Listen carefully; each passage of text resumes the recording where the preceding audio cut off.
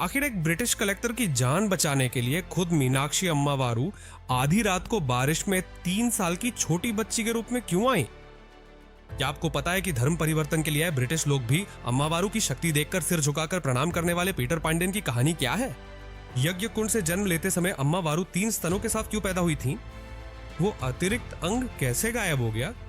पुराणों में कहा गया है कि मदुरै पर राज करने वाली एक रानी खुद कैलाश जाकर उसी शिवजी से विवाह किया था। तो रानी कौन थी?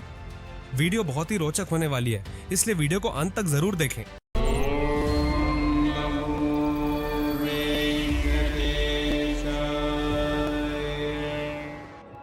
दक्षिण भारत के सबसे महत्वपूर्ण और भव्य मंदिरों में से एक है हमारा मदुरै मीनाक्षी मंदिर। ये मंदिर मदुरै शहर में स्थित है। मदुरै नाम सुनते ही हर भारतीय के मन में सबसे पहले जो याद आता है वो है मीनाक्षी अम्मावारी मंदिर। वैगई नदी के किनारे स्थित ये मंदिर कई अद्भुतताओं, उससे भी अधिक रहस्यों और पौराणिक कथाओं का केंद्र है। तमिलनाडु में दूसरा सबसे बड़ा शहर मदुरै के रूप में जाना जाता है। पुराणों के अनुसार मीनाक्षी देवी का अवतार कैसे हुआ, आइए अब जानते हैं। पांड्य राजवंश के मलयध्वज पांड्य और रानी कांचनमाला को संतान नहीं थी, इसलिए संतान की प्राप्ति के लिए उन्होंने शिव पार्वती की सच्चे मन से प्रार्थना करते हुए एक यज्ञ का आयोजन किया। उस यज्ञ की अग्नि से एक शिशु प्रकट हुआ, लेकिन वो शिशु साधारण बालिका की तरह नहीं बल्कि असाधारण गुणों के साथ जन्मी थी। उसकी आंखें मछलियों की तरह चमकती थीं, इसीलिए उसका नाम मीनाक्षी रखा गया। पुराणों के अनुसार उसके हाथ में त्रिशूल, सिंहासन और दिव्य आभा थी। इतना ही नहीं, वो जन्म के समय 3 स्तनों के साथ पैदा हुई थी।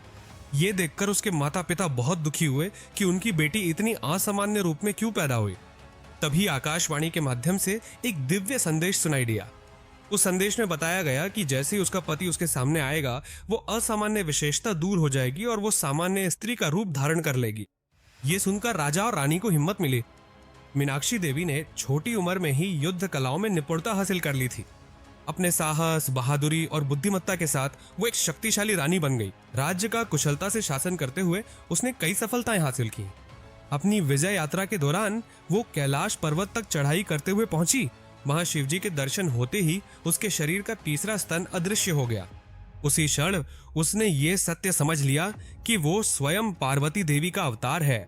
इसके बाद शिवजी सुंदरेश्वर के रूप में अवतरित होकर 8 दिन बाद मदुरै आए और तिरुकल्याणम नामक अद्भुत समारोह में दोनों का विवाह संपन्न हुआ। पुराणों में कहा गया है कि इस दिव्य विवाह को सभी देवताओं ने प्रत्यक्ष रूप से देखा था। भक्तों का विश्वास है कि उसी दिन से मदुरै का मीनाक्षी अम्मन मंदिर मीनाक्षी और सुंदरेश्वर का शाश्वत निवास बन गया। मदुरै के मीनाक्षी मंदिर में हर साल होने वाले इस दिव्य कल्याणोत्सव को देखने के लिए लाखों श्रद्धालु आते हैं। इस महोत्सव का स्वयं दर्शन करते हैं। इस विवाह को शिव शक्ति के एकत्व का प्रतीक माना जाता है। इस दिन पूरा मदुरै शहर दीपों की रोशनी, फूलों की सजावट, भक्ति गीतों और मंगल वाद्य यंत्रों से जगमगा उठता है। इसके बाद कुछ समय बाद पांड्य वंश दिल्ली के सुल्तान के हाथों एक युद्ध में हार जाता है। सुल्तान शहर का सारा सोना और कीमती सामान लूट लेता है। वो मीनाक्षी मंदिर को भी नष्ट कर देता है। हालांकि वो मूर्ति को कोई नुकसान नहीं पहुंचाता। कुछ वर्षों बाद मंदिर का पुनर्निर्माण कर उसे वर्तमान स्वरूप दिया गया। उस समय शैव और वैष्णव आपस में झगड़ते थे, लेकिन जब बात अम्मावारी माँ की आती थी तो सभी एक हो जाते थे। तभी से चित्रेय मास में अप्रैल से मई के पहले सप्ताह तक मीनाक्षी तिरुकल्याणम भव्य रूप से मनाया जाता है। इसके बाद ब्रिटिशों का प्रभुत्व बढ़ गया। उन्होंने लोगों पर किसी और धर्म में बदलने के लिए दबाव डाला। इसके लिए मदुरै के लोगों ने इनकार कर दिया, लेकिन बाद में जब भयंकर अकाल पड़ा तो बहुत से लोगों को मजबूरी में दूसरे धर्म में जाना पड़ा। फिर भी उनके मन में अम्मावारी के प्रति विश्वास कभी कम नहीं हुआ। वे लोग चुपचाप हफ्ते में कम से कम एक बार मंदिर आते थे। इस भक्ति को देखकर अंग्रेज भी हैरान रह गए और धर्म परिवर्तन की कोशिशें भी छोड़ दी। अब जब हम अम्मावारी यानी मीनाक्षी अम्मावारी के भक्तों की बात करते हैं तो एक और कहानी जरूर बतानी चाहिए, पीटर पांडियन की कहानी। 1812 से 1828 के बीच के समय में ब्रिटिश अधिकारी राउस पीटर मदुरै के कलेक्टर के रूप में कार्यरत थे। वे सभी धर्मों का सम्मान करने वाले व्यक्ति थे। हर रोज मंदिर के सामने से होकर ऑफिस जाते समय वे घोड़े से उतरकर अपने जूते और टोपी उतारकर मीनाक्षी अम्मावारी को प्रणाम करते थे।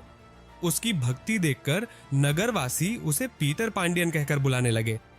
एक दिन जब भयंकर तूफान आया और वैगई नदी उफान पे थी, उस रात पीटर सो रहे थे, तभी उन्हें नींद में घुंघरुओं की आवाज सुनाई दी। आंखें खोलकर देखने पर उसे अपनी उम्र के लगभग 3 साल की एक छोटी बच्ची अपने कमरे में खड़ी दिखाई दी। उस तूफान में वो बच्ची यहाँ कैसे आई ये देखकर वो हैरान रह गया।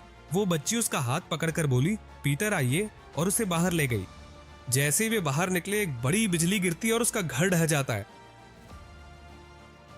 जैसे ही वो बच्ची को देखने की कोशिश करता है वो मंदिर की ओर दौड़ती हुई दिखाई देती है। पीटर उसकी टांगों को देखकर हैरान रह जाता है, क्योंकि उस छोटी बच्ची के पैरों में न तो जूते हैं न ही पायल। तभी उसे समझ में आता है कि वो बच्ची असल में स्वयं मीनाक्षी अम्मा है।